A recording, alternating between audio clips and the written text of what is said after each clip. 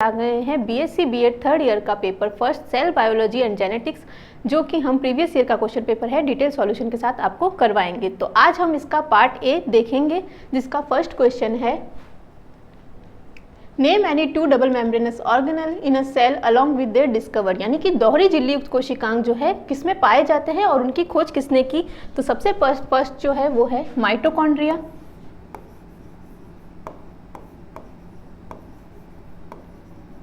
और उसकी खोज किसने की?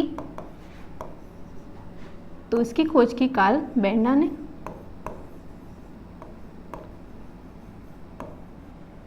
और दूसरा है क्लोरोप्लास्ट।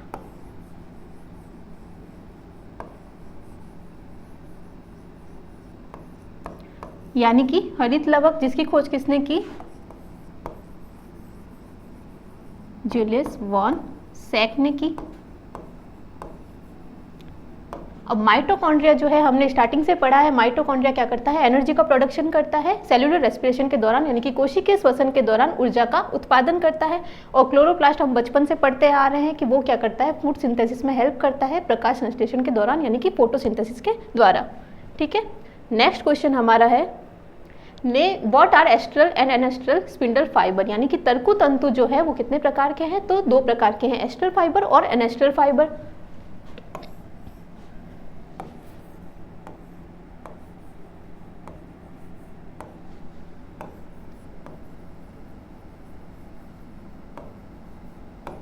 एस्ट्रल फाइबर जो है एनिमल सेल्स में प्रेजेंट होते हैं, यानी कि प्राणी कोशिकाओं में उपस्थित होते हैं। और एनेस्ट्रल स्पिंडल फाइबर जो है प्लांट सेल्स में, यानी कि पादप कोशिकाओं में उपस्थित होते हैं।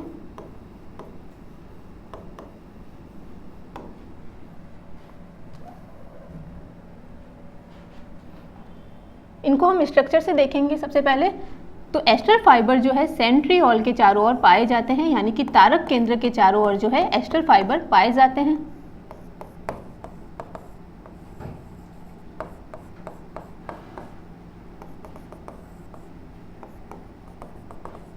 तो ये हमारा हो गया सेंट्रियोल, यानी कि तारक केंद्र, जिसके चारों ओर क्या पाए जा रहे हैं? Astral fibres.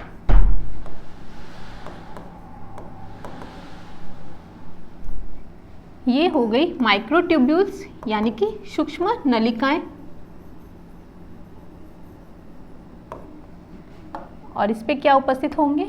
क्रोमोसोम्स।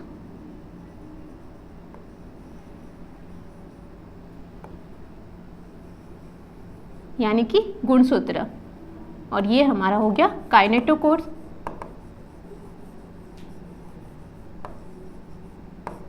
और ये क्रोमोसोम्स, यानी कि गुणसूत्र। तो एस्ट्रल फाइबर किसके चारों ओर पाए जा रहे हैं? तारक केंद्र के चारों ओर, यानी कि सेंट्रियोल के चारों ओर पाए जाते हैं। एनेस्ट्रल फाइबर अगर हम देखते हैं तो उसमें प्लांट सेल्स में जो है तारक केंद्र जो है अनुपस्थित है। तो इसी वजह से जो एनेस्ट्रल स्पिंडल फाइबर है उसमें तारक केंद्र अनुपस्थित है।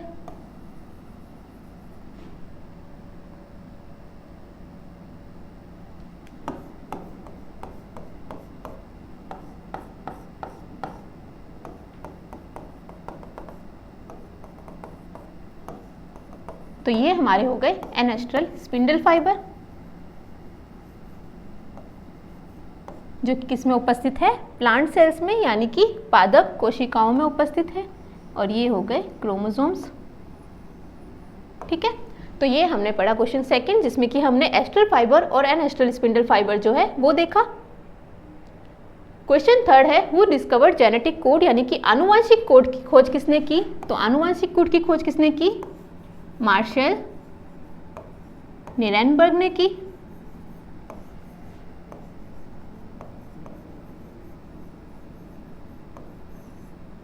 तो इसमें हमें ज़्यादा कुछ नहीं बताना है, सिर्फ हमें खोज किसने की वही पूछा है। तो मार्शल निरेनबर्ग ने की। और अगर हम आनुवंशिक कोड के बारे में देखते हैं तो डीएनए सीक्वेंसिंग के दौरान जब प्रोटीन को इनकोडिंग जो होती है, यानी कि डीएनए अनुक्रम के दौरान प्रोटीन को जो कूटबद्ध करते हैं उसे ही हम क्या कहते हैं? आनुवंशिक कोड कहते हैं। ठीक है, नेक्स्ट क्वेश्चन है what do you understand by translation process, यानी कि अनुवादन प्रक्रिया जो है वो क्या है। तो अनुवादन प्रक्रिया में क्या होता है, mRNA यानी मैसेंजर आरएनए जो है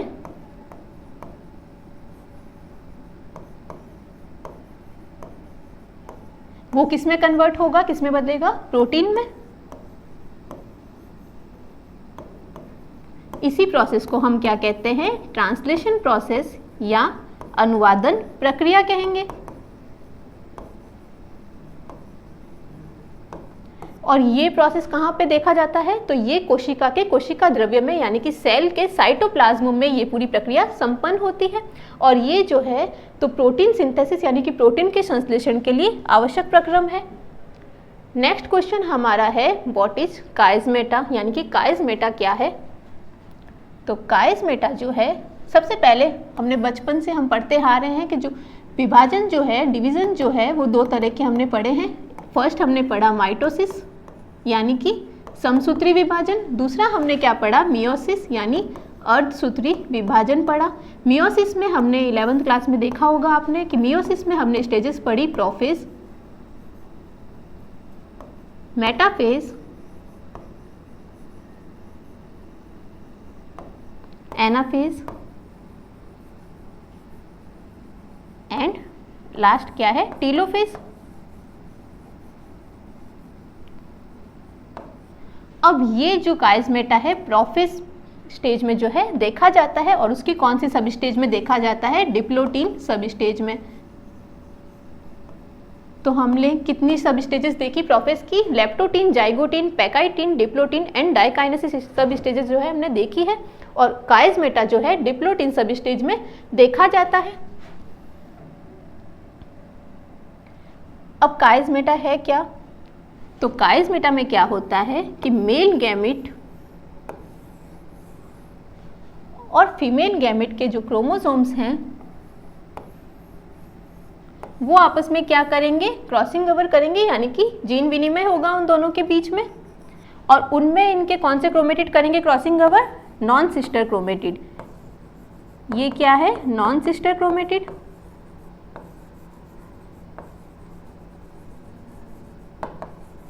और ये दोनों आपस में क्या है, सिस्टर क्रोमेटिड।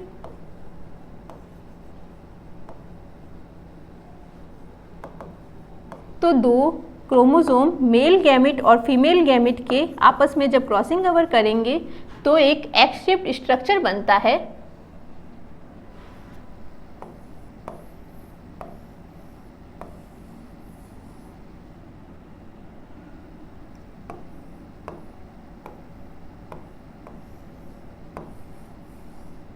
ठीक है, तो ये जो एक्स शेप्ड स्ट्रक्चर बना है इसे ही हम क्या कहेंगे, काइजमेटा कहेंगे।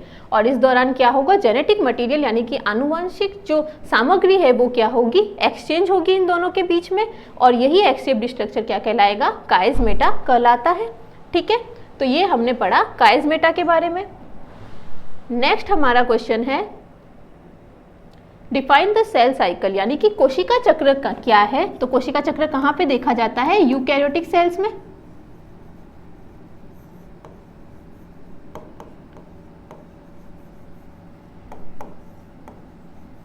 ठीक है, अब ये क्या है, एक कॉम्प्लेक्स और साइक्लिक प्रोसेस है, यानी कि जटिल और चक्रीय प्रक्रिया है।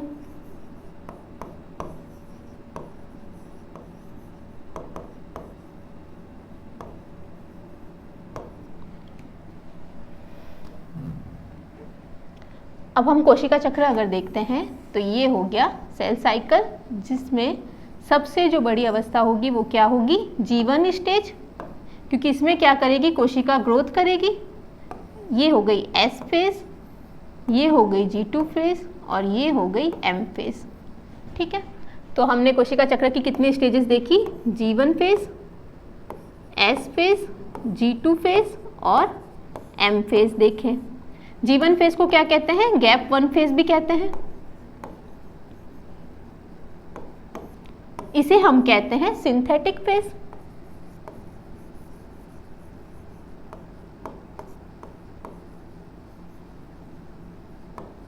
G2 फेज को हम कहेंगे गैप 2 फेज और M फेज यानी माइटोटिक फेज।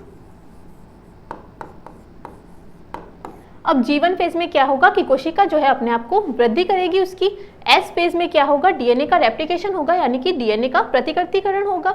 और G2 फेज में क्या होगी, कोशिका अपने आप को कोशिका विभाजन के लिए पहले से प्रिपेयर करके रखेगी और उसके बाद क्या होगा, कोशिका में विभाजन होगा यानी कि माइटोटिक फेज हमें देखने को मिलेगी। तो ये G1, S और G2 फेज जो है ये है नॉन डिविजनल फेज, इसमें कोई तरह का विभाजन नहीं होता है। और इसे हम इंटरफेज भी कहते हैं।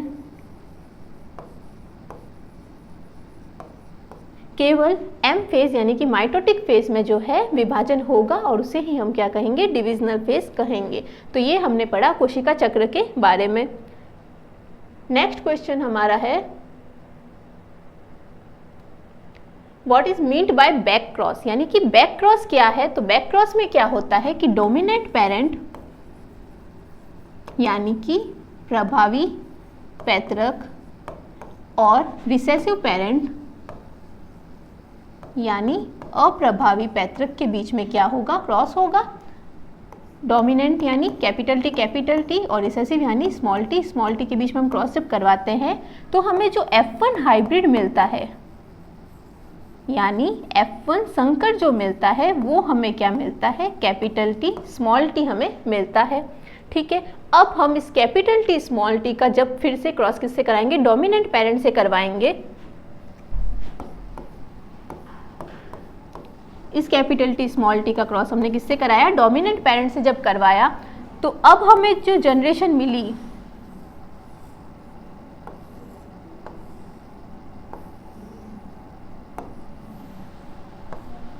कैपिटल टी स्मॉल टी, ये चेकर बॉक्स हमने 11th क्लास से ही देखा है। तो ये क्या हो गया, capital T small T and capital T small T. तो अब हमें जो जनरेशन मिली उसमें जो हमें रेशियो मिला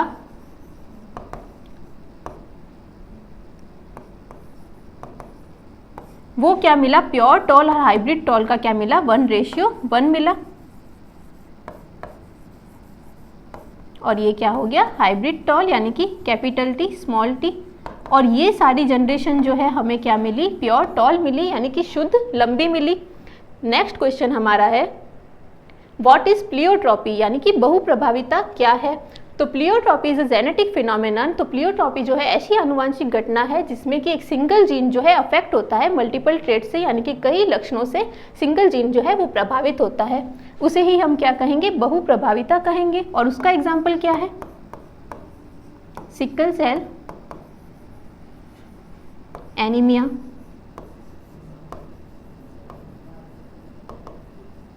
अब सिकल सेल एनीमिया में क्या होता है कि एक सिंगल जीन जो है वो प्रभावित होगा कई लक्षणों से और कई तरह के लक्षण जो है शो करेगा। क्या करेगा, ब्लड प्रेशर बढ़ा देगा यानी कि रक्तचाप बढ़ाएगा। दूसरा क्या करेगा, डैमेज इन ऑर्गन्स यानी कि अंगों में क्षति पहुंचाएगा। और तीसरा क्या करेगा, आईसाइट लॉस कर देगा।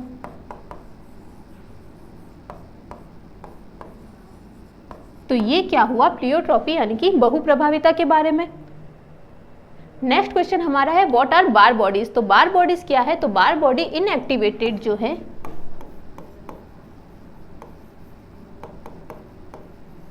एक्स क्रोमोसोम्स है जो कि किस में प्रेजेंट है, फीमेल्स में। और फीमेल्स की कौन सी सेल्स में प्रेजेंट है, तो सोमेटिक सेल्स में यानी कि कायिक कोशिकाओं में उपस्थित है। और माइक्रोस्कोप में यानी कि सूक्ष्मदर्शी में देखने पर ये कंडेंस स्ट्रक्चर है और डार्क स्टेनिंग स्ट्रक्चर है, यानी कि संघनित और गहरे रंग की संरचना है जो कि न्यूक्लियस में यानी कि केंद्रक में देखी जाती है। अब फीमेल में जो बार बॉडी की संख्या है वो कितनी है, तो फीमेल में कितने क्रोमोसोम होते हैं, XX क्रोमोसोम। और इसमें बार बॉडी की जो संख्या है वो कितनी है, 1 यानी कि 1। और मेल में क्या है, XY क्रोमोसोम। और उसमें बार बॉडी की संख्या कितनी है, 0 है। ठीक है, तो ये हुआ बार बॉडीज के बारे में। नेक्स्ट क्वेश्चन हमारा है व्हाट आर पॉलीमॉर्फिक जीन, यानी कि बहुरूपी जीन क्या है। तो polymorphic gene refers to a gene, तो पॉलीमॉर्फिक जीन जो है बहुरूपी जीन ऐसे जीन को संदर्भित करता है जो कि अनेकों किसी पॉपुलेशन में जो है अनेकों लक्षणों से प्रभावित होता है, और वो क्या करता है, योगदान देता है किसमें, जेनेटिक डाइवर्सिटी में, यानी कि आनुवंशिक विविधता में, और गुणों को प्रभावित करने में योगदान देता है। इसका एग्जाम्पल क्या है, एबीओ ब्लड ग्रुप,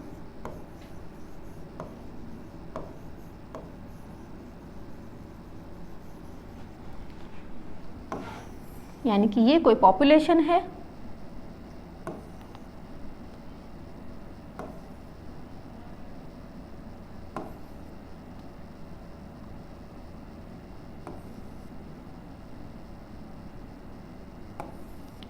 ये किसी पॉपुलेशन है जिसमें सभी इंडिविजुअल्स का जो है ब्लड ग्रुप जो है वो क्या होगा, अलग अलग। ये कोई पॉपुलेशन है जिसका ब्लड ग्रुप ए है, किसी का ब्लड ग्रुप बी होगा, किसी का ए बी होगा और किसी का ओ होगा। तो ये क्या शो करता है, पॉलीमॉर्फिक जीन जो है यानी कि बहुरूपी जीन जो है दिखाता है। तो नेक्स्ट इसका पार्ट जो है, तो हम चलते हैं अपने पार्ट बी की ओर, जिसका फर्स्ट क्वेश्चन है explain the fluid mosaic model of plasma membrane, यानी कि प्लाज्मा झिल्ली का तरल मोज़ेक मॉडल क्या है। तो इसमें जो है लिपिड की और प्रोटीन की अरेंजमेंट हम बताएंगे। तो इसे किसने दिया,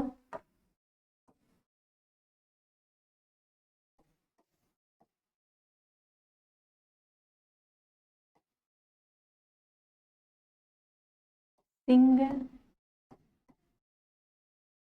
एंड निकोलसन ने दिया।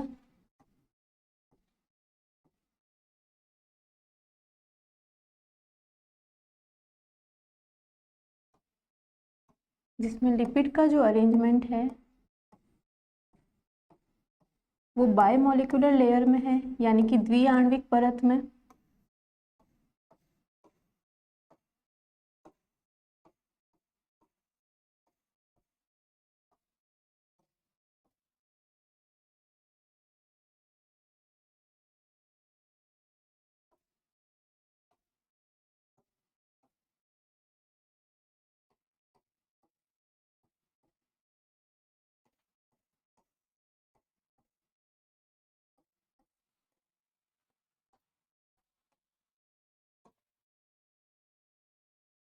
तो ये हो गए लिपिड की लेयर्स, बायोमोलिकुलर लेयर्स।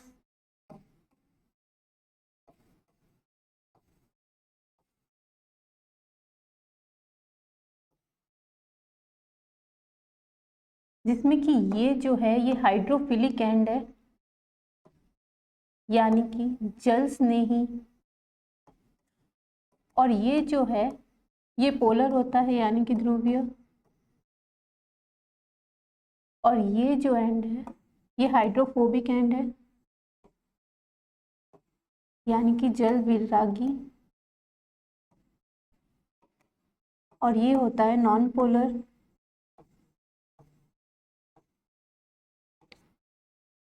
तो इसमें लिपिड की जो है द्विआण्विक परत उपस्थित होती है, जिसमें कि एक होता है हाइड्रोफिलिक एंड जो कि टॉप में उपस्थित है, और जो हाइड्रोफोबिक एंड है वो टेल में यानी कि बॉटम में उपस्थित है।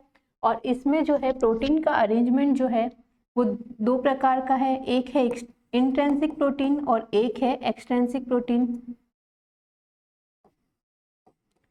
तो ये प्रोटीन जो कि प्लाज्मा मेम्ब्रेन के इनर सरफेस पे जो प्रोटीन प्रेजेंट है, तो ये तो हो गया इंट्रिंसिक प्रोटीन, और ये जो प्लाज्मा मेम्ब्रेन के आउटर सरफेस पे प्रेजेंट है ये प्रोटीन हो गया एक्सट्रिंसिक प्रोटीन। इंट्रिंसिक प्रोटीन जो है ये प्लाज्मा मेम्ब्रेन में टोटल प्रोटीन का 70% पार्ट कवर करता है, जबकि जो एक्सट्रिंसिक प्रोटीन है ये 30% पार्ट कवर करता है। इंट्रिंसिक प्रोटीन को जो है इसको इसमें से रिमूव नहीं किया जा सकता है, और एक्सट्रिंसिक प्रोटीन को इजीली रिमूव कर सकते हैं। और इसकी जो थिकनेस है बायोमोलिकुलर लेयर की ये है 45 एंगस्ट्रॉम।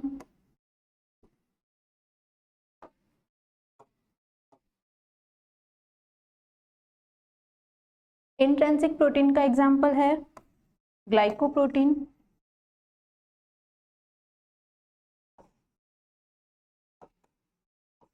जबकि एक्सट्रिंसिक प्रोटीन का एग्जाम्पल है साइटोक्रोम।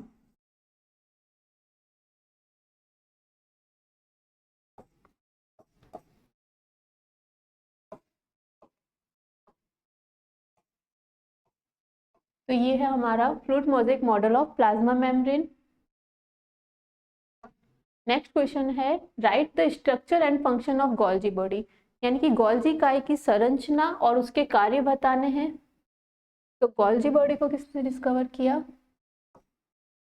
कैमिलो गोल्जी ने।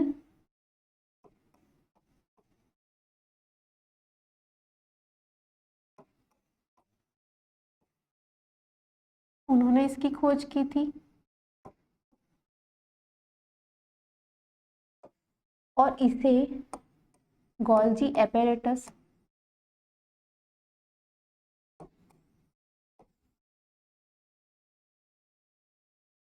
या गोल्जी उपकरण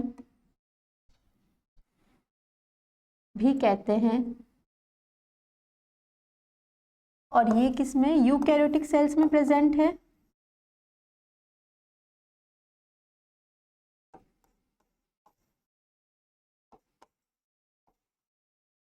और ये क्या होता है? मेम्ब्रेन बाउंड ऑर्गेनेली है, यानी कि झिल्ली युक्त कोशिकांग है।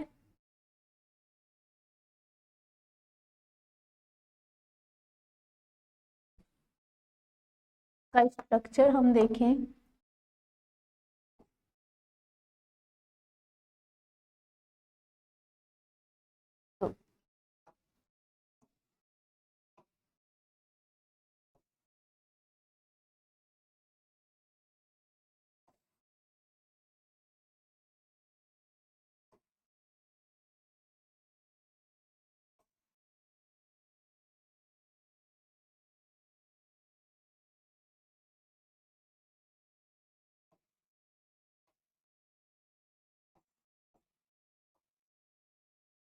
तो ये जो है सिस्टर्न नहीं है,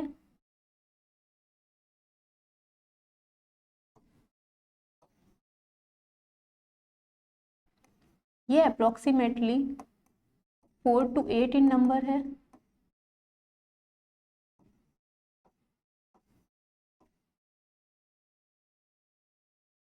और यहाँ पे वेसिकल्स प्रेजेंट है।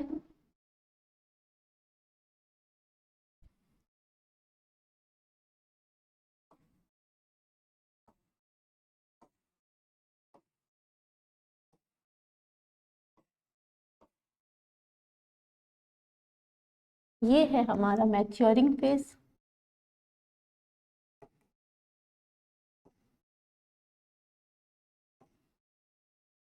और ये है फॉर्मिंग फेज।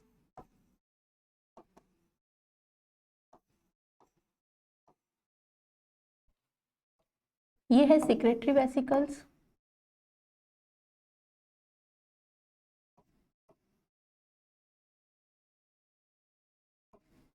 और ये है ट्रांजिशन वेसिकल्स।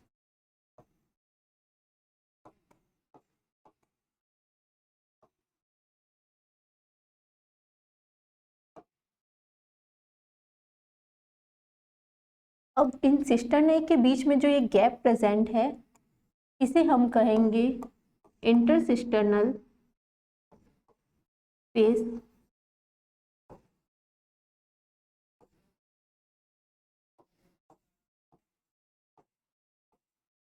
तो ये इन दोनों के बीच का जो गैप हो गया वो हो गया इंटरसिस्टर्नल स्पेस। और सिस्टर्न ए जो है वो फ्लैटेंड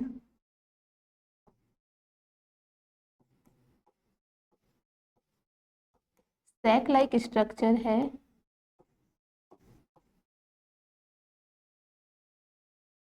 यानी सिस्टर्न ए जो है वो चपटी थैली युक्त संरचना है। तो ये हो गया गोल्जी एपेरेटस का स्ट्रक्चर। फंक्शन अगर हम इसके देखें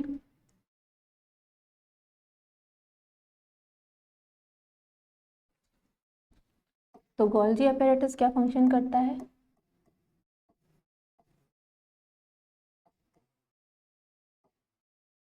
सिक्रीशन का, यानी कि क्या करता है? स्त्रवण करता है।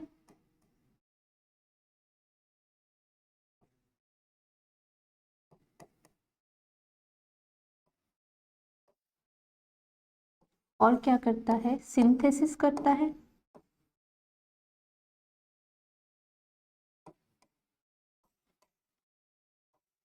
हार्मोन का फॉर्मेशन करता है।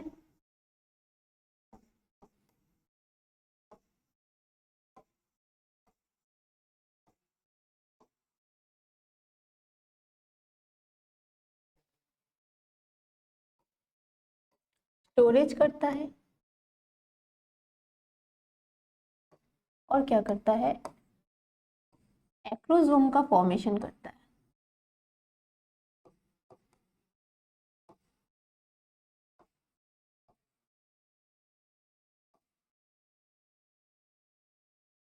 तो हम सिक्रीशन यानी स्त्रवण जब देखते हैं,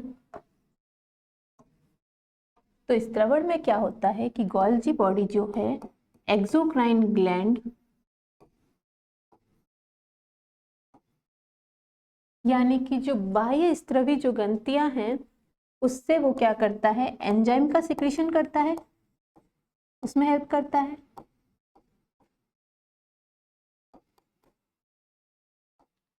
सिंथेसिस किसका करता है, यानी कि सिंथेसिस यानी कि संश्लेषण किसका करता है, तो ये करता है प्रोटियोग्लाइकेन का।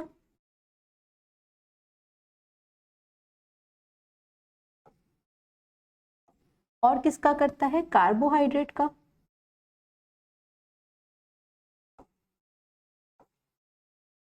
यानी कि गोल्जी बॉडी जो है वो सिंथेसिस यानी कि संश्लेषण किसका करता है, प्रोटियोग्लाइकेन का और कार्बोहाइड्रेट का।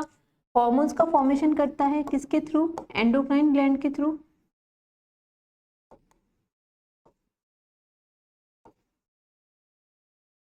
यानी कि अंतःस्रावी ग्रंथियों के दौरान ये क्या करता है, उसकी मदद से क्या करता है, हॉर्मोन्स का फॉर्मेशन करता है, उनका निर्माण करता है।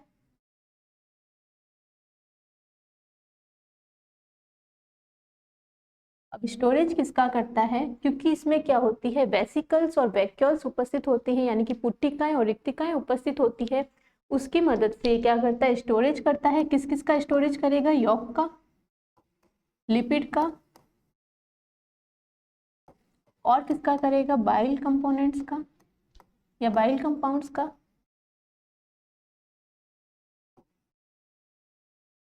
एंजाइम्स का और हॉर्मोन्स का। इन सभी का क्या करेगा, गोल्जी बॉडी जो है स्टोरेज करेगा, यानी संग्रह करके रखेगा। अब फॉर्मेशन ऑफ एक्रोसोम, तो गोल्जी बॉडी क्या करता है, एक्रोसोम के फॉर्मेशन में भी हेल्प करता है। एक्रोसोम क्या है,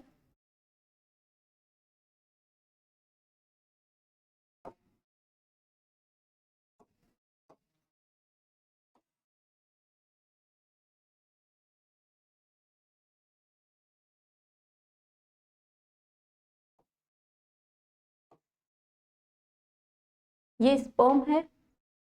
तो स्पर्म के जो आगे की जो साइड है, यहाँ पे एक्रोसोम होता है।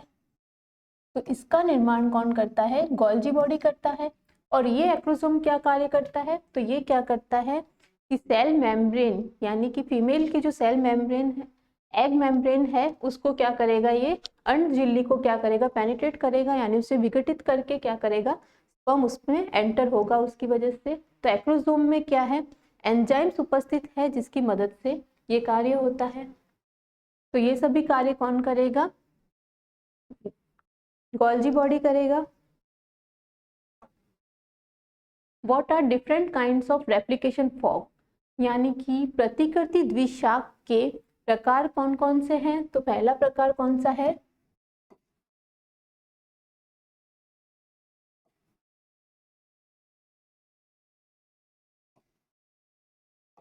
Lading strand replication fork.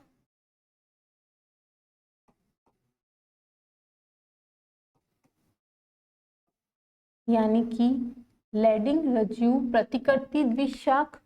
और दूसरा कौन सा है, लैगिंग स्ट्रैंड रेप्लिकेशन फॉर्क। अब इन दोनों को जब हम देखते हैं, तो लैडिंग स्ट्रैंड जो है वो किस डायरेक्शन में होता है, 5' टू 3' डायरेक्शन में होता है। जबकि लैगिंग स्ट्रैंड जो है वो किस डायरेक्शन में होगा, 3 प्राइम से 5 प्राइम डायरेक्शन में होगा। और लैगिंग स्ट्रैंड में जो है कंटिन्यूस सिंथेसिस होती है, क्या होगी, कंटिन्यूस सिंथेसिस होगी डीएनए रेप्लिकेशन के दौरान।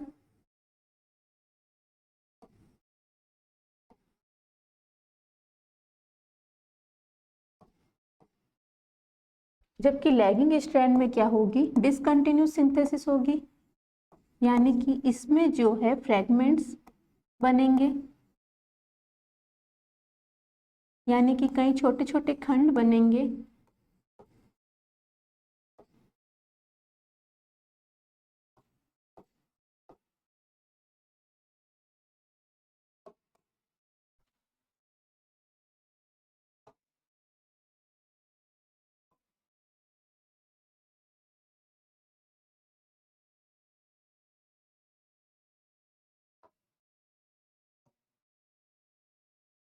ये हो गया लैगिंग स्ट्रैंड जो कि 5 प्राइम से 3 प्राइम डायरेक्शन में है, और ये हो गया लैगिंग स्ट्रैंड 3 प्राइम से 5। ये क्या हो गया, टेम्पलेट डीएनए हो गया।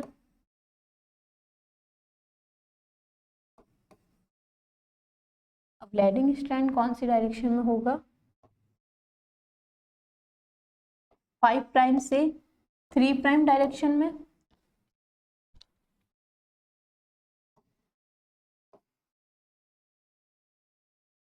ये कौन सा स्ट्रैंड है, लैगिंग स्ट्रैंड, जिसमें क्या हो रही है, कंटिन्यूस सिंथेसिस हो रहा है।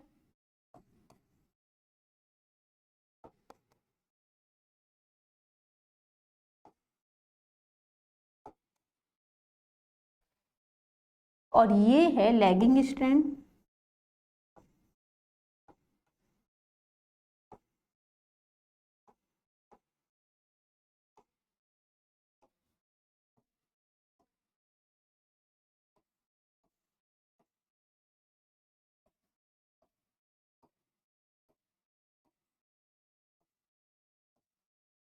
तो ये हो गया लैगिंग स्ट्रैंड जिसमें कि डिसकंटिन्यूस सिंथेसिस हुई है और छोटे छोटे फ्रेगमेंट्स बने हैं, उन्हें हम क्या कहते हैं, ओकाजाकी फ्रेगमेंट्स।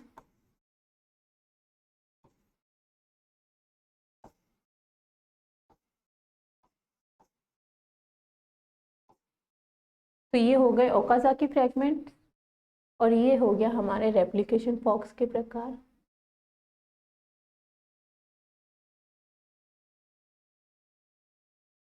नेक्स्ट क्वेश्चन है व्हाट आर ओकाजाकी फ्रेगमेंट्स, यानी कि ओकाजाकी खंड क्या है। तो जैसा कि हमने देखा ओकाजाकी फ्रेगमेंट्स जो है वो लैगिंग स्ट्रैंड के दौरान बने थे और डीएनए रेप्लिकेशन के दौरान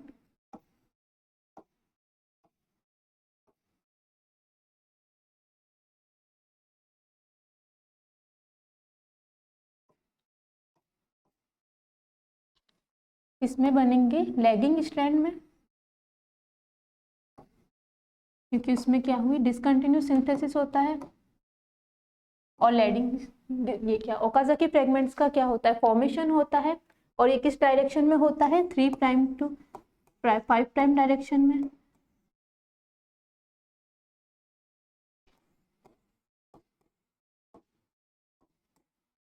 और इसे किसने बताया,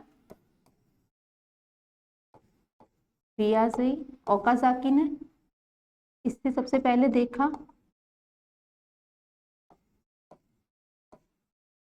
और इन्हीं के नाम पे इसका नाम भी रखा गया है।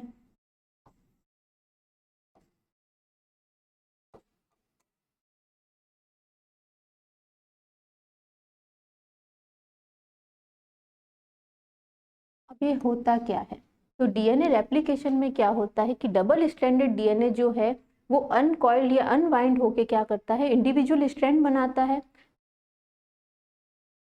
लैगिंग स्ट्रैंड जो है वो तो क्योंकि 5 प्राइम से 3 प्राइम डायरेक्शन में ही होता है, तो इससे इसका जो रेप्लिकेशन है वो तो आराम से हो जाता है, जबकि जो लैगिंग स्ट्रैंड है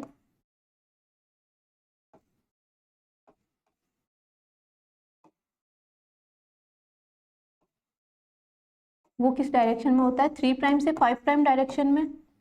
तो ये डीएनए सिंथेसिस के लिए एक तरह का चैलेंज हो जाता है क्योंकि ये 3 प्राइम से 5 प्राइम डायरेक्शन में है।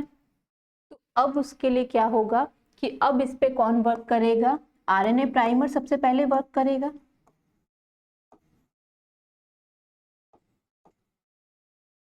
और ये जो आरएनए प्राइमर है इस पे कौन वर्क करेगा, प्राइमेज एंजाइम।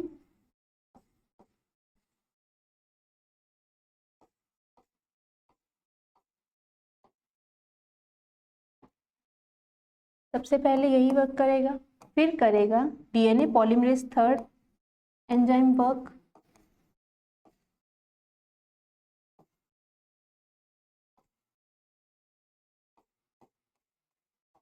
ये जब वर्क करेगा तो ये क्या करेगा, 100 से 200 जो न्यूक्लियोटाइड है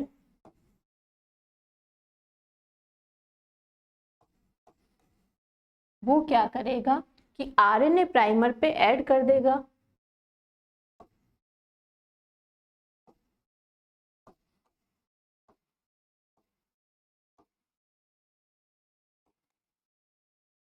और ऐड करने के बाद क्या होगा कि अब जो है डीएनए का सिंथेसिस वो किस साइड होगा, 5 प्राइम से 3 प्राइम डायरेक्शन में। और जो है छोटे छोटे फ्रेगमेंट्स या छोटे छोटे खंड का निर्माण होगा उसे ही हम क्या कहेंगे, ओकाजाकी फ्रेगमेंट्स।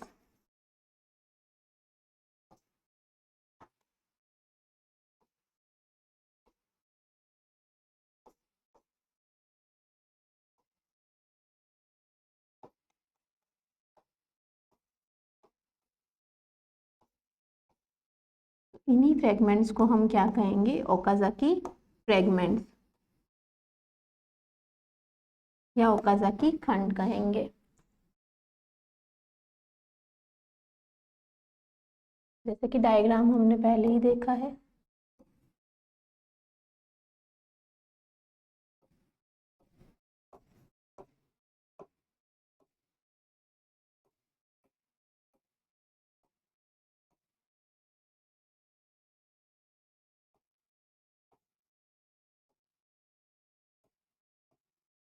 तो ये जो फ्रेगमेंट्स है ये क्या कहलाएंगे, ओकाजाकी फ्रेगमेंट्स।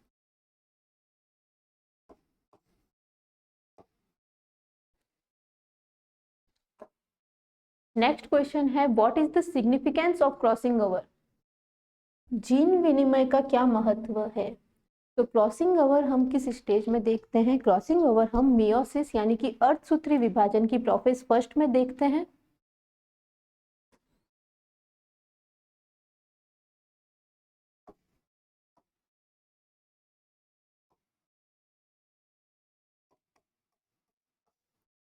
अर्धसूत्री विभाजन की कौन सी स्टेज में देखेंगे हम, प्रोफेज फर्स्ट में। और इस क्रॉसिंग ओवर को क्या कहते हैं, ऑल्सो नोन एज रिकॉम्बिनेशन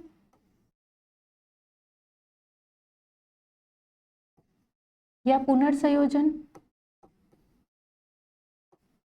भी कहते हैं हम इसे।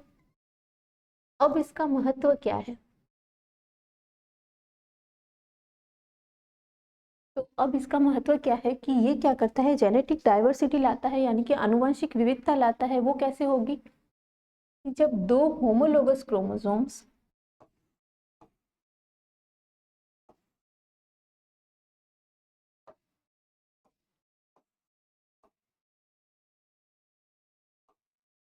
एक मेल गैमेट का, ये एक मेल गैमेट का लिया हमने और एक फीमेल गैमेट का लिया, तो इन दोनों के बीच में जब क्रॉसिंग ओवर होता है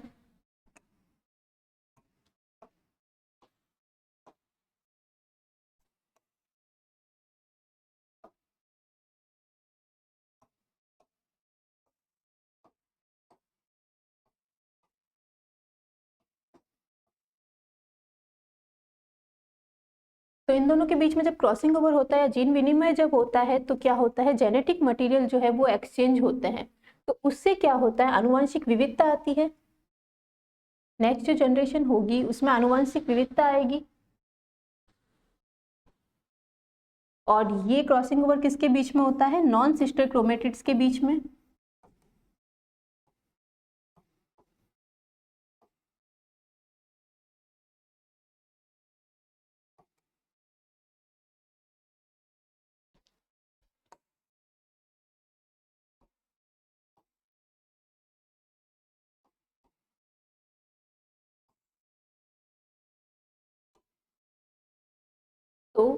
ये क्रॉसिंग ओवर जब होता है तो आनुवंशिक विविधता आती है, नेक्स्ट जो जनरेशन होगी, क्योंकि उसमें क्या होगा, जेनेटिक मटेरियल जो है मेल गैमेट का और फीमेल गैमेट का दोनों का एक्सचेंज होगा, तो उससे आनुवंशिक विविधता आती है। और क्रोमोसोमल सेग्रीगेशन क्या है,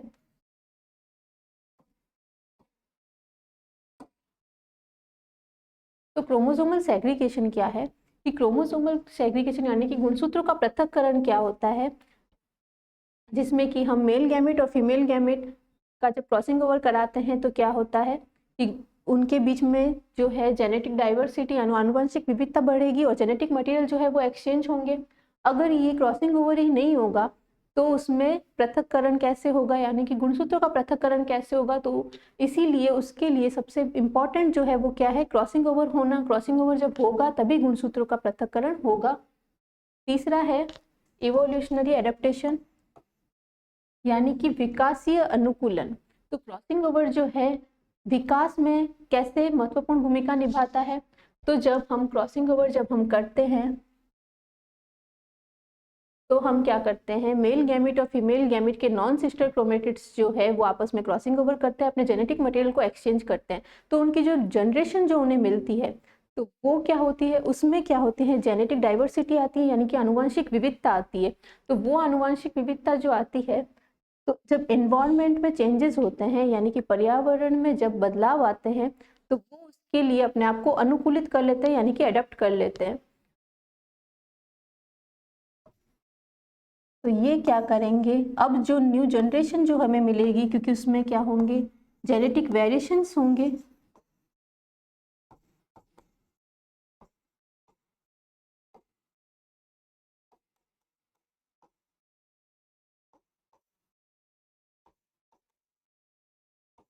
तो ये क्या करेंगे, अपने आप को इवॉल्व करेंगे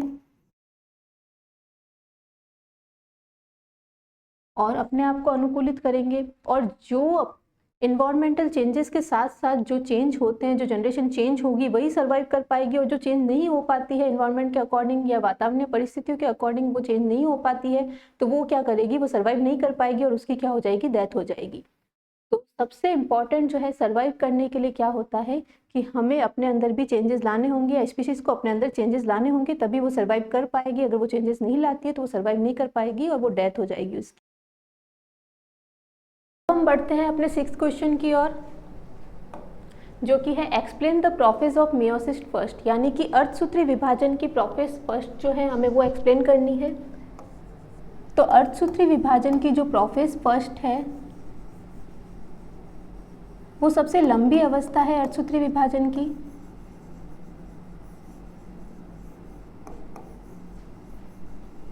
longest phase of meiosis first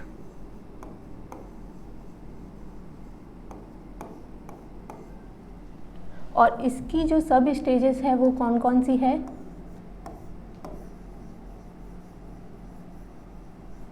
leptotene first, दूसरी है जाइगोटीन,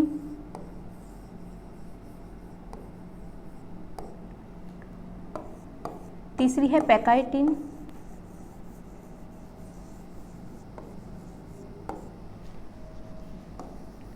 चौथी है डिप्लोटीन,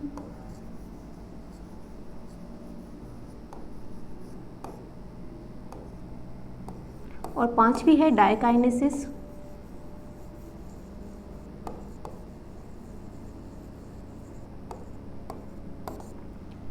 तो लेप्टोटीन जो है इस सब स्टेज में क्या होता है कि जो क्रोमोसोम है वो क्या होंगे, कंडेंस होंगे यानी कि संघनित होंगे और थिन थ्रेड लाइक स्ट्रक्चर होगा।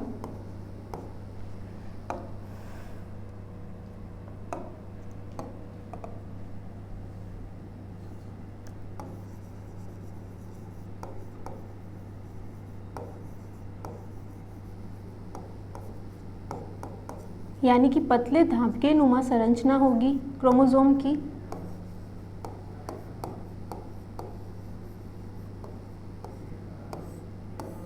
और इसमें जो क्रोमोसोम है वो किस अवस्था में होंगे, बुके स्टेज में होंगे, यानी कि गुलदस्ते के जैसे दिखेंगे। और जाइगोटीन में क्या है,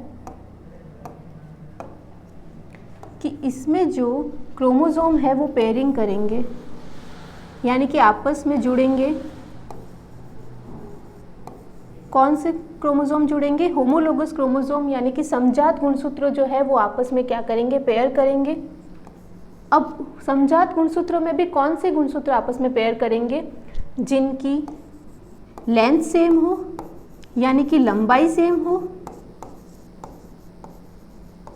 और दूसरा क्या, उनमें जो जीन की जो पोजीशन है वो क्या हो? सेम हो।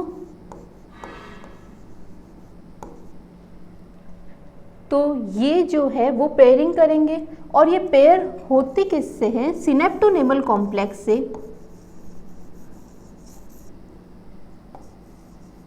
ये पेयरिंग किससे होती है? सिनेप्टोनेमल कॉम्प्लेक्स से। और उस पूरे प्रोसेस को क्या कहेंगे हम? कि इस पूरे प्रोसेस को हम कहेंगे सिनेप्सिस।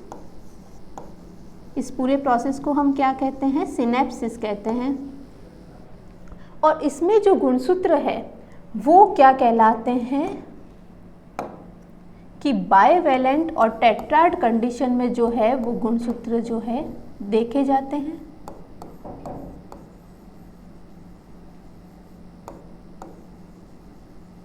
ठीक है, इन सभी का डायग्राम अभी हम देखेंगे। पहले एक बार एक्सप्लेनेशन देखते हैं।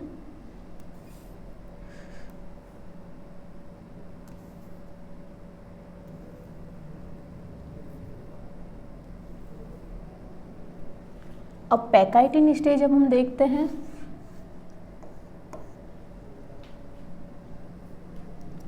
तो इसमें क्या होता है? पैकाइटिन स्टेज में क्या होता है? क्रॉसिंग ओवर होता है गुणसूत्रों के बीच में, यानी कि क्या होता है? जीन विनिमय होता है।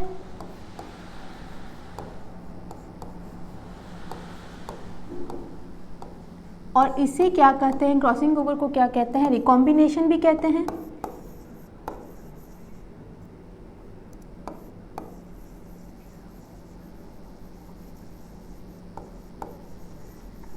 रिकॉम्बिनेशन यानी कि क्या कहते हैं? पुनर्संयोजन भी कहते हैं। और इसमें क्या होगा कि जो दो होमोलोगस क्रोमोसोम है उनके बीच में क्रॉसिंग ओवर होगा, तो क्या होगा? जेनेटिक मटेरियल जो है वो एक्सचेंज होगा। और जब जेनेटिक मटेरियल एक्सचेंज होगा उनके बीच में, तो क्या होगा? जेनेटिक डाइवर्सिटी बढ़ेगी, यानी कि क्या बढ़ेगा? आनुवंशिक विविधता उनके बीच में बढ़ेगी। जेनेटिक मटेरियल अगर एक्सचेंज हो रहा है तो जेनेटिक डाइवर्सिटी तो बढ़ेगी, उनके बीच में आनुवंशिक विविधता तो बढ़ेगी ही। अब हम देखते हैं अपनी अगली जो सब स्टेज है वो कौन सी है? Diplotene stage. तो डिप्लोटिन स्टेज में क्या होता है कि इसमें जो क्रॉसिंग ओवर में जो क्रोमोसोम है वो क्या होंगे? इसमें सेपरेट होने लगेंगे। क्रॉसिंग ओवर में जो क्रोमोसोम आपस में जुड़े हैं वो क्या होने लगेंगे? सेपरेट होना स्टार्ट होंगे।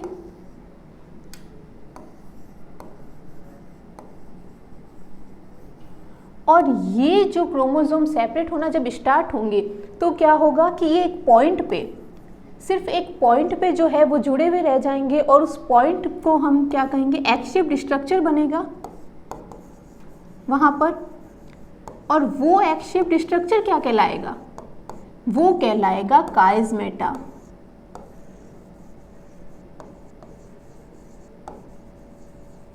वो क्या कहलाएगा? काइज़मेटा कहलाएगा। और इस स्टेज में क्या होगा? जो सिनेप्टोनेमल कॉम्प्लेक्स जो बना है हमारा जाइगोट सब स्टेज में, तो वो क्या होगा? इसमें डिसअपियर होने लगेगा। इसमें क्या होगा? सिनेप्टोनेमल कॉम्प्लेक्स डिसअपियर हो जाएगा।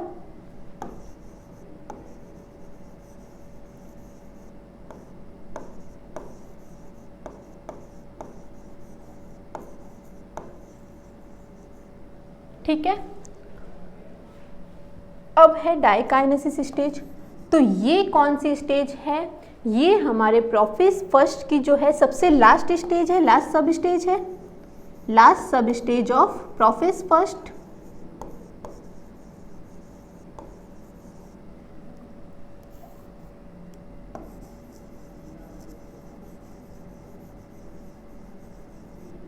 सबसे लास्ट सब स्टेज है।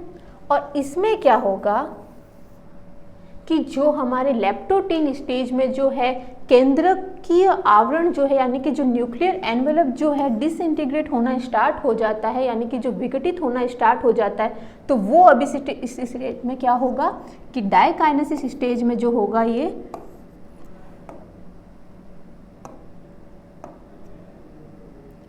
पूरी तरह से जो है क्या होगा डिसअपीयर हो जाएगा।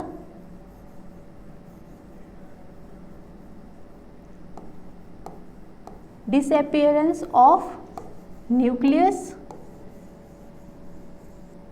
एंड न्यूक्लियर एनवेलप, केंद्रक और क्या होगा केंद्रीय आवरण जो है वो इसमें क्या होगा डिसअपीयर होने लगेगा, यानी कि क्या होगा दिखना बंद हो जाएगा। ठीक है, तो ये हमारी कौन सी स्टेज हो गई डायकाइनेसिस स्टेज होगी। और इसमें जो है स्पिंडल फाइबर यानी कि तर्कु तंतुओं का निर्माण होगा। इस स्टेज में क्या होगा तर्कु तंतुओं का निर्माण होगा।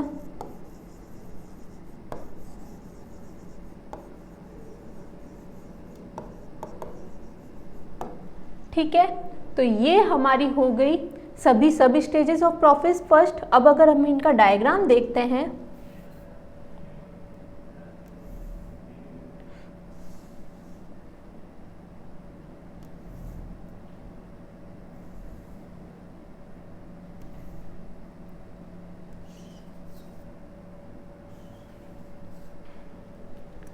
अब इन सभी स्टेजेस का अगर हम डायग्राम देखते हैं तो ये हमारी लेप्टोटीन, जाइगोटीन, पैकाइटीन, डिप्लोटीन और ये हो गई डायकाइनेसिस स्टेज। अब हम इन सभी को अगर देखें तो इसमें क्या होगा लेप्टोटीन स्टेज में क्या है जो क्रोमोसोम है वो कैसे दिखेंगे हमें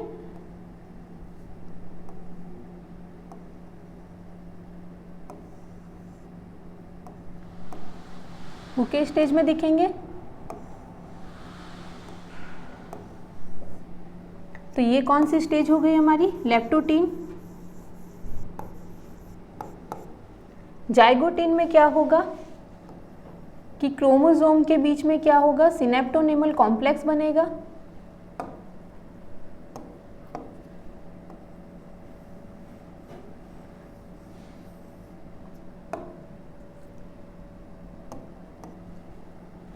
ये क्या बना है सिनेप्टोनेमल कॉम्प्लेक्स।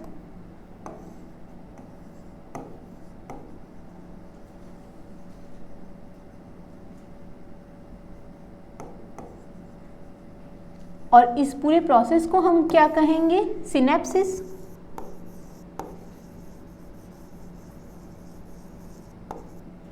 ठीक है, तो ये कौन सी सब स्टेज हो गई हमारी जाइगोटीन। अब पैकाइटीन में क्या होगा कि क्रोमोसोम के बीच में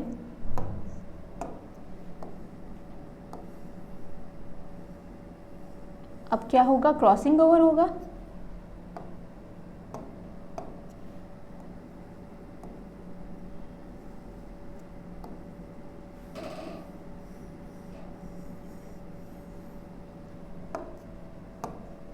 यानी कि जीन विनिमय होगा।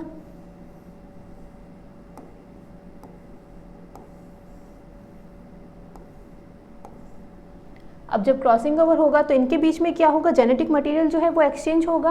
और ये कौन सी स्टेज है और ये क्या बने हमारे क्रॉसिंग ओवर हुआ।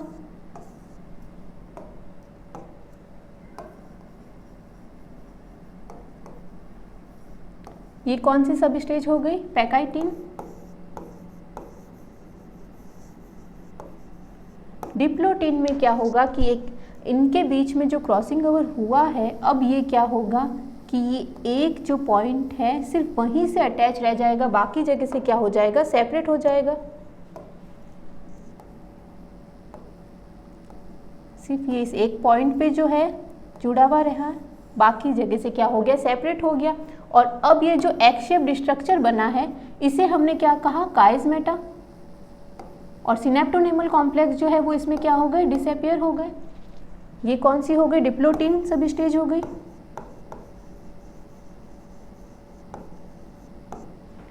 अब हमारी जो लास्ट सब स्टेज है वो कौन सी है, डायकाइनेसिस।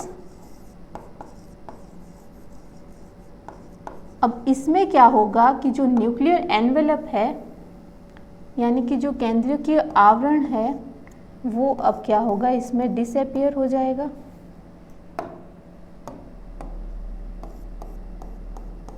और केंद्रक भी क्या होगा, डिसअपीयर हो जाएगा इसमें।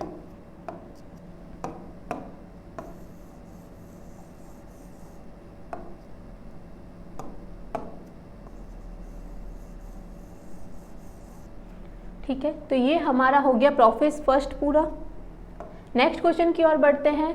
तो नेक्स्ट क्वेश्चन हमारा है what is the difference between sex linked inheritance and sex influenced inheritance, यानी कि सहलग्नक वंशागति और लिंग प्रभुता वंशागति के बीच में क्या अंतर है।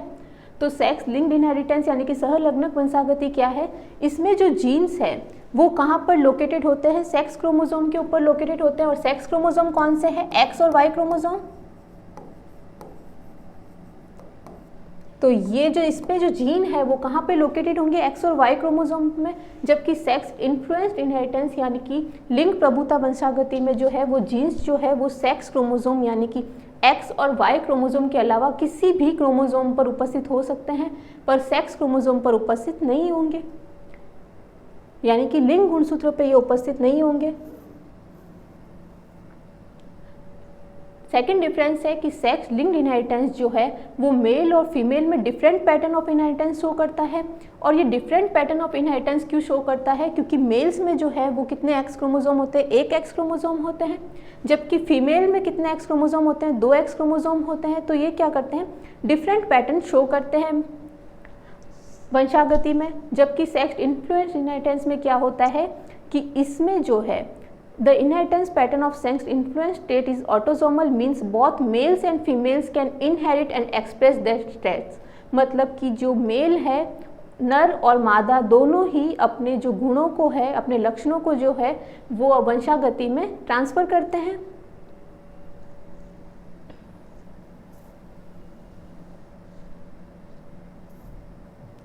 अब थर्ड डिफरेंस हमारा क्या है, the gene responsible for trait और disorder are specifically located on the sex chromosome, यानी कि जो लक्षण और डिजीज यानी कि विकार को जो जीन रेस्पॉन्सिबल होते हैं उन दोनों के लिए वो कहाँ पे लोकेटेड होंगे, वो भी सेक्स क्रोमोसोम पे उपस्थित होंगे।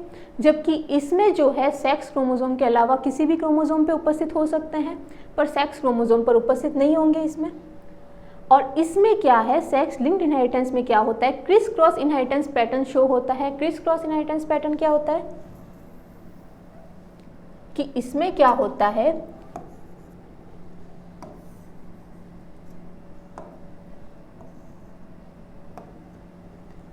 जो मेल है या जो फादर है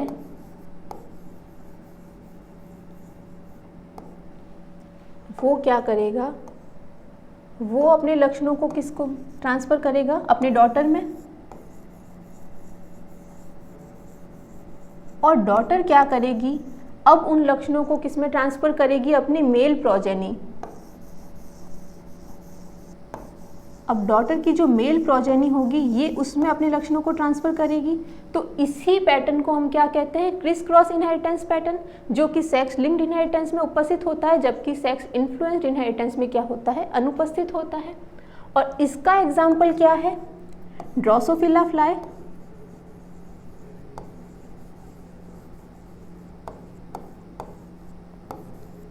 ड्रोसोफिला फ्लाई में क्या होता है कि जो मेल है वो अपने जो गुणों को है किस में ट्रांसफर करता है, अपनी डॉटर में ट्रांसफर करता है। और डॉटर जो है अपनी हाफ मेल प्रोजेनी में अपने गुणों को क्या करती है, ट्रांसफर करती है या स्थानांतरित करती है।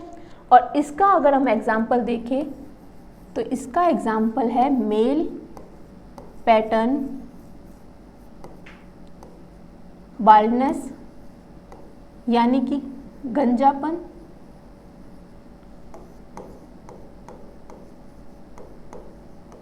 यानी कि जो पुरुषों में जो गंजापन देखा जाता है तो वो किसका एग्जाम्पल है, सेक्स इन्फ्लुएंस्ड इनहेरिटेंस का, यानी कि लिंग प्रभुता वंशागति का। अब मेल पैटर्न बाल्डनेस क्या होता है कि जो जीन्स है वो तो दोनों ही में ही उपस्थित होंगे मेल और फीमेल में। पर सिर्फ मेल में ही क्यों मेल पैटर्न बाल्डनेस शो होती है, यानी कि मेल में ही क्यों गंजापन देखा जाता है? क्योंकि उसमें क्या होता है कि जो जीन्स का एक्सप्रेशन है वो सिर्फ किस में होता है, मेल में होता है, जबकि फीमेल में नहीं हो पाता है। और उसका रीज़न क्या है कि मेल में जो है हॉर्मोन्स होते हैं ऐसे जो कि क्या करते हैं, बाल्डनेस को बढ़ाते हैं, जबकि फीमेल्स में ये हॉर्मोन्स जो है वो अनुपस्थित होते हैं, या होते भी हैं तो वो क्या करेंगे, वो फीमेल में बाल्डनेस शो नहीं करेंगे। और फीमेल में जो है वो क्या होगा, अब हेयर लॉस नहीं होगा। ठीक है, नेक्स्ट क्वेश्चन हमारा है व्हाट इज इंटरफेज न्यूक्लियस, यानी कि अंतरावस्था केंद्र क्या है? तो सबसे पहले अंतरावस्था क्या है? तो सेल साइकिल हम सभी ने पढ़ा है, तो सेल साइकिल देखते हैं सबसे पहले हम।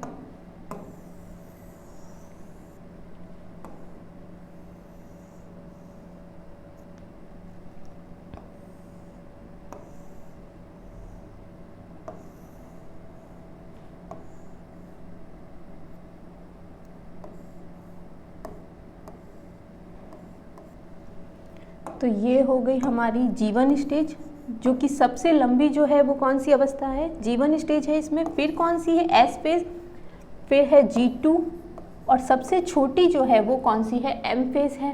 जीवन में क्या होता है, सेल अपने आप को क्या करती है, ग्रोथ होती है इसमें जीवन फेज में। एस फेज में क्या होता है, डीएनए का रेप्लिकेशन होता है, यानी कि डीएनए का क्या होता है, प्रतिकृतिकरण होता है।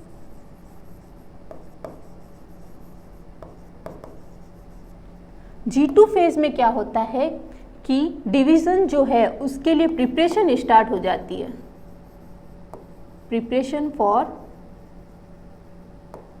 Cell division.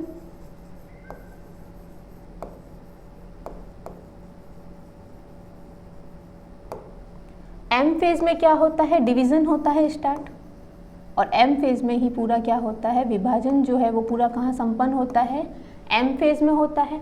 अब ये जो G1, S और G2 फेज है, ये ही कौन सी फेज है, इन तीनों फेजेस को ही हम क्या कहते हैं, इंटरफेज कहते हैं, यानी कि अंतरावस्था कहते हैं। और अंतरावस्था जो है वो कोशिका चक्र की जो है सबसे लंबी अवस्था कौन सी है, इंटरफेज। और ये क्या है, नॉन डिविजनल फेज है, इसमें डिवीजन जो है वो नहीं होता है। डिवीजन सिर्फ किस में होगा, एम फेज में होगा।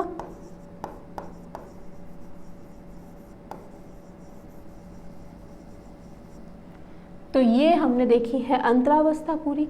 अब इंटरफेज न्यूक्लियस क्या है, तो अंतरावस्था केंद्रक में क्या होता है, न्यूक्लियस जो है वो किससे घिरा रहता है, न्यूक्लियर एनवेलप से, यानी कि केंद्रकीय आवरण से घिरा रहता है।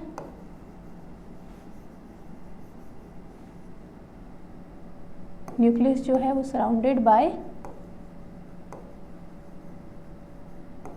न्यूक्लियर एनवेलप, यानी कि केंद्रकीय आवरण। और ये केंद्रकीय आवरण क्या करता है, केंद्रक को जो है वो किससे अलग करके रखता है, साइटोप्लाज्म से, यानी कि कोशिका द्रव्य से जो है अलग करके रखता है केंद्रक को। अब अंतरावस्था केंद्रक में और क्या होता है, तो ये क्या करता है, न्यूक्लियस जो है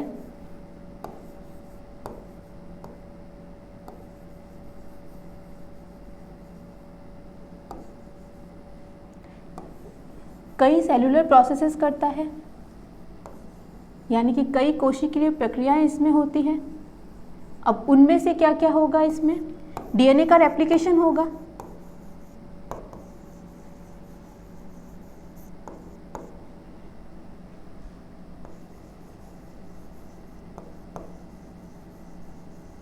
और क्या होगा, ट्रांसक्रिप्शन ऑफ जीन्स, यानी कि जीन का अनुलेखन होगा।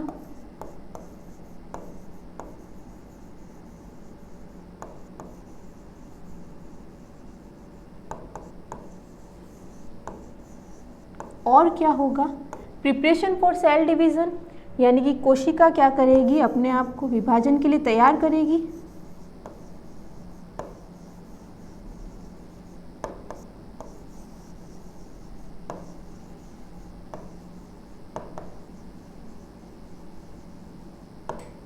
ठीक है।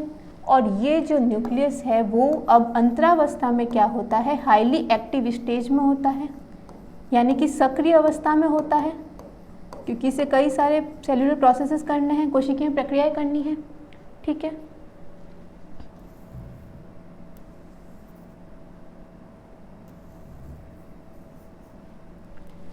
अब जो है, अब इसमें न्यूक्लियस में क्या होता है, अंतरावस्था के न्यूक्लियस में क्या होता है कि जो डीएनए है वो क्या होता है, लूज होता है और अनकॉइल्ड फॉर्म में होता है, यानी कि अकुंडलित अवस्था में होता है। ठीक है। अब इसको हम क्या कहेंगे, इस स्टेज को हम क्या कहेंगे, क्रोमेटिन। डीएनए जब लूज और अनकॉइल्ड फॉर्म में होता है तो हम उसे क्या कहते हैं, क्रोमेटिन। अब ये जो क्रोमेटिन है, इसमें जो डीएनए है wrapped around by histone protein, यानी कि डीएनए जो है वो हिस्टोन प्रोटीन से घिरा हुआ होता है।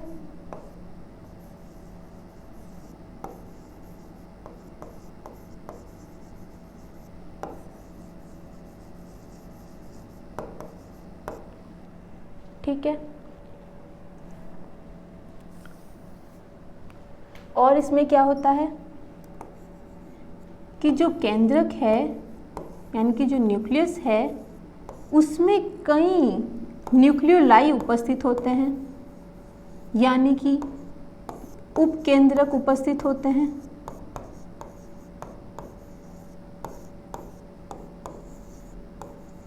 जो कि क्या करेंगे, सेल्युलरी मशीनरी में रेस्पॉन्सिबल होंगे।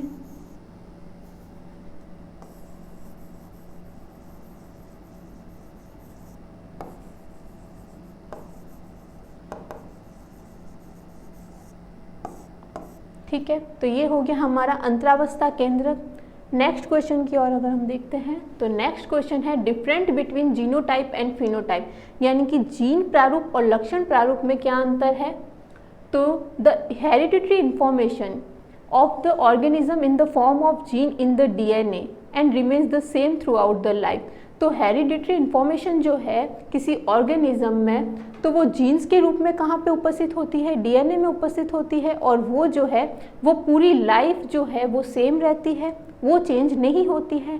जबकि फिनोटाइप में क्या होगा कि फिनोटाइप में चेंज होता रहेगा, जैसे जैसे इन्वायरमेंटल कंडीशन जो है, वातावरणीय परिस्थितियों के अनुसार वो क्या करता है, अपने अंदर चेंजेस लेके आता है।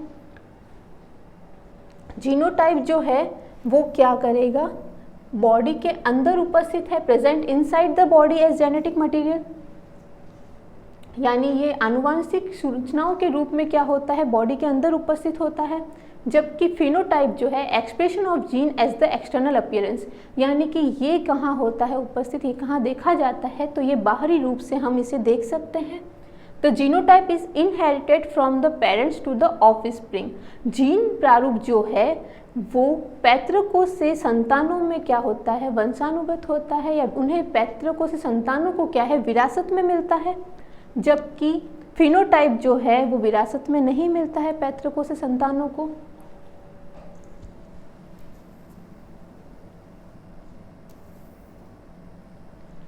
अब जो जीनोटाइप है उसे हम किससे डिटरमाइन कर सकते हैं, तो उसे हम किससे, पॉलीमरेज चेन रिएक्शन से डिटरमाइन कर सकते हैं, यानी कि पॉलीमरेज श्रृंखला अभिक्रिया से देख सकते हैं, हम उसका पता लगा सकते हैं। जबकि फिनोटाइप जो है उसका पता हम कहाँ से लगाएंगे, कि हम उसे ऑब्जर्व करके ही पता लगा सकते हैं कि उसमें क्या चेंजेस आ रहे हैं। जीनोटाइप जो है वो जीन से अफेक्ट होता है, जबकि फिनोटाइप जो है वो जीनोटाइप से, यानी कि जीन प्रारूप से, और एनवायरमेंटल कंडीशन के अकॉर्डिंग, यानी कि वातावरणीय परिस्थितियों से क्या होता है, उसमें चेंजेस आते हैं और वो अफेक्ट होता है। इसका एग्जाम्पल हम लेते हैं जीन प्रारूप का, तो क्या होगा, एबीओ ब्लड ग्रुप,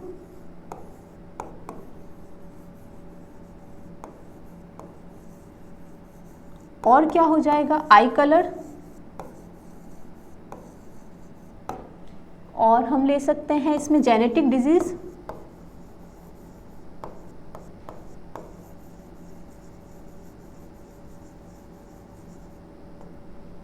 जबकि फिनोटाइप के अगर हम एग्जाम्पल लेते हैं तो उसमें क्या हो जाएगा, वेट, किसी भी ऑर्गेनिज्म का वेट हम ले सकते हैं, या हम ले सकते हैं बीक्स ऑफ बर्ड्स,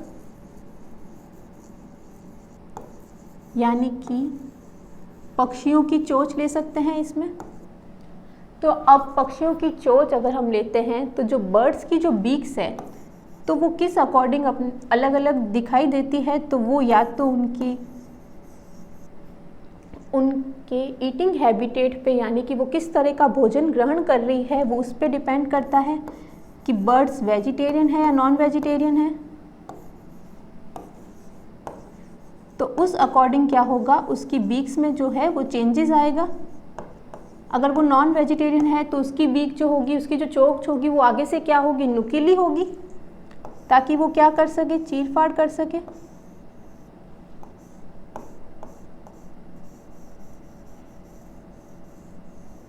कुछ इस तरह की होगी।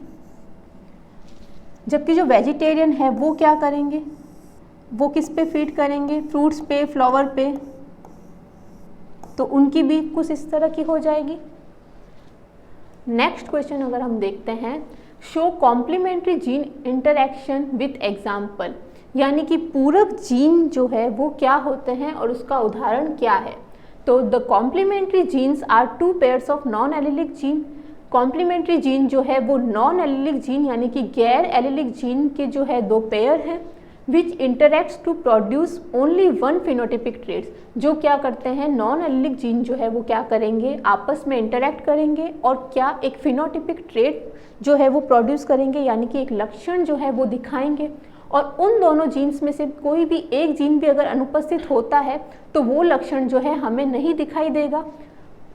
But neither of there is if present alone produces the phenotypic trait in the absence of other। किसी एक की भी अनुपस्थिति में हमें वो phenotypic trait जो है वो नहीं दिखाई देगा। तो अब इसका एग्जाम्पल अगर लेते हैं तो बेट्सन एंड पुनीत ने इसे बताया, किस में बताया, स्वीट पी में। उन्होंने क्या किया, स्वीट पी के वाइट फ्लावर्स लिए,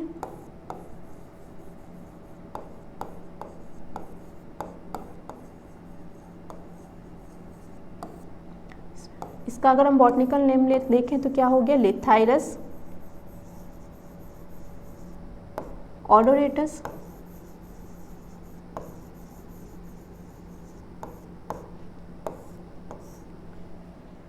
तो उन्होंने क्या किया, स्वीट पी के दो वाइट फ्लावर के बीच में क्रॉस करवाया और उनके जीनोटाइप क्या थे, कैपिटल सी स्मॉल पी का क्रॉस करवाया उन्होंने स्मॉल सी कैपिटल पी से।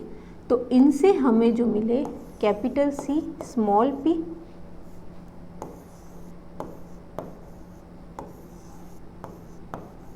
और इससे हमें क्या मिला, स्मॉल सी कैपिटल पी।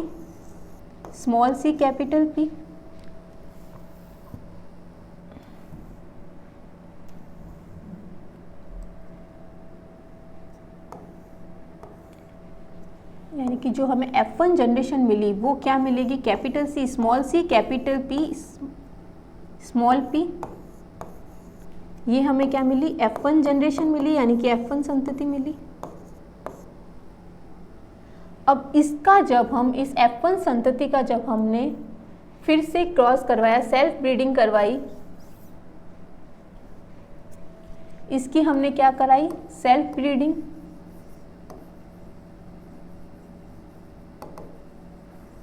तो इसकी जब हमने सेल्फ ब्रीडिंग कराई तो हमें क्या मिलेगा,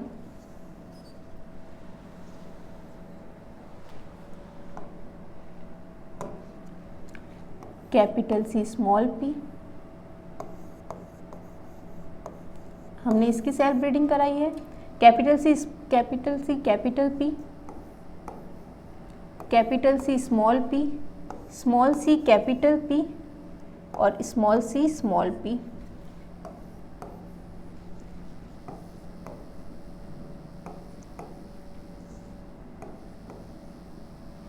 ठीक है,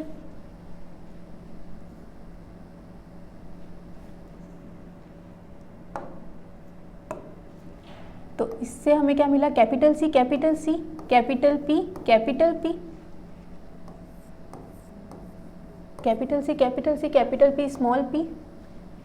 इससे हमें मिलेगा कैपिटल सी स्मॉल पी और कैपिटल पी कैपिटल पी।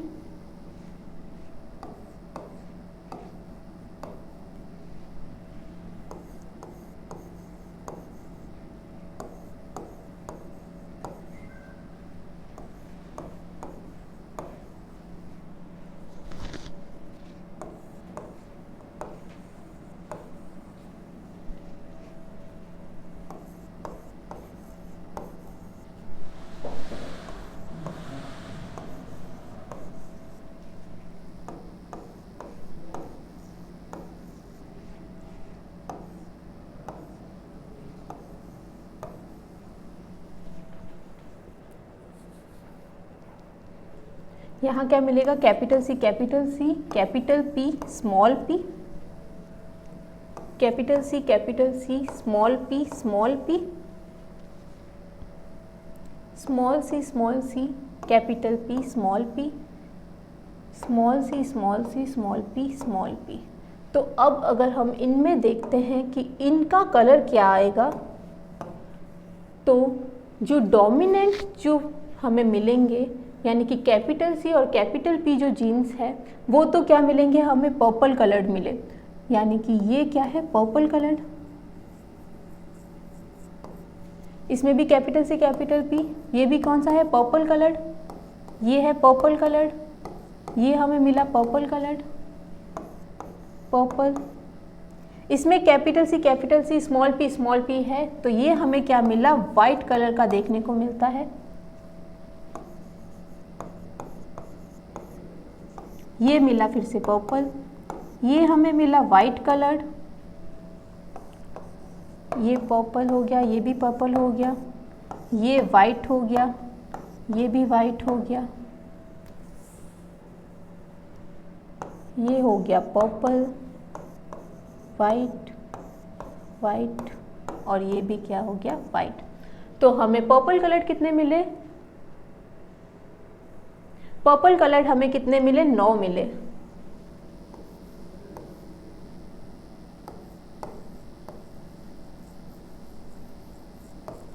कितने मिले, 9। कितने में, 16 में से हमें पर्पल कलर कितने मिले, 9, और वाइट कलर हमें कितने मिले, 7। तो हमें जो रेशियो मिला हमें पर्पल और वाइट कलर का, वो क्या मिला, 9:7। यानी कि जो डोमिनेंट जीन है वो क्या दिखा रहे हैं, पर्पल कलर, और जबकि जो रिसेसिव जो है वो क्या दिखा रहे हैं, वाइट कलर। ठीक है, तो ये हमारा पार्ट जो है, पार्ट बी कंप्लीट हुआ।